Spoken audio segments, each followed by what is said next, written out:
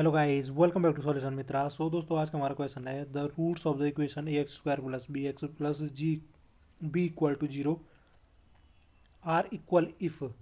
हमें कह रखा है कि जो ये इक्वेशन है यहाँ पे इसके रूट्स इक्वल होंगे और कब होंगे ये कह रहा है। आपके पास चार ऑप्शन दिए गए हैं, इनमें से कौन सी कंडीशन है कि जिस पे हमारे जो ये क्वाड्रेटिक इक्वेशन है इसकी क्या हो जाएंगे, आपके रूट्स इक्वल हो जाएंगे।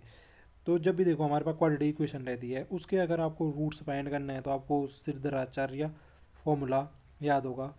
तो क्या था, वो कहता है कि अगर हमारे जैसे रूट्स फाइंड करनी यानी एक्स की वैल्यू फाइंड करनी तो वो एक्स आता है हमारा, इस प्रकार से निकाल सकते हैं minus B plus minus root of B square minus 4ac divided by 2a।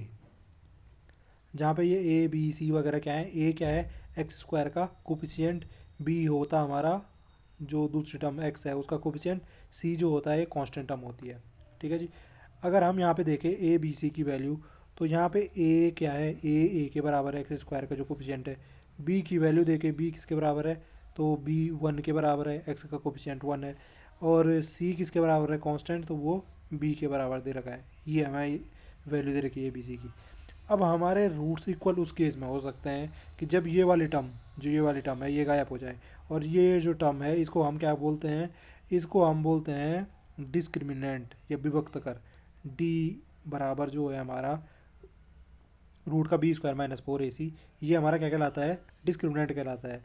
तो ये जीरो के बराबर होना चाहिए, या मैं सीधे सीधे कहूँ डी बराबर जीरो होना चाहिए। इट मीन्स जो ये है हमारा बी स्क्वायर माइनस 4ac, ये वाली टर्म ये जीरो के बराबर होनी चाहिए। अब बी की वैल्यू क्या है, बी की वैल्यू 1 है तो 1 रख दिया हमने यहाँ पे, माइनस 4ac, 4 की जगह 4 रखा, ए की जगह ए ही है यहाँ पे भी। और सी की वैल्यू क्या हो जाएगी, बी के बराबर है, तो -4ab बराबर जीरो हो जाएगा। इसको फर्दर आप सिंप्लीफाई करोगे तो ये आपके पास क्या दे देगा, ये दे देगा आपका ए बी बराबर हो जाएगा 1/4। आप इसको करके देख सकते हो, ये इधर जाएगा 1 बराबर 4ab आएगा, तो ए बी बराबर क्या बचेगा 1/4 बचेगा।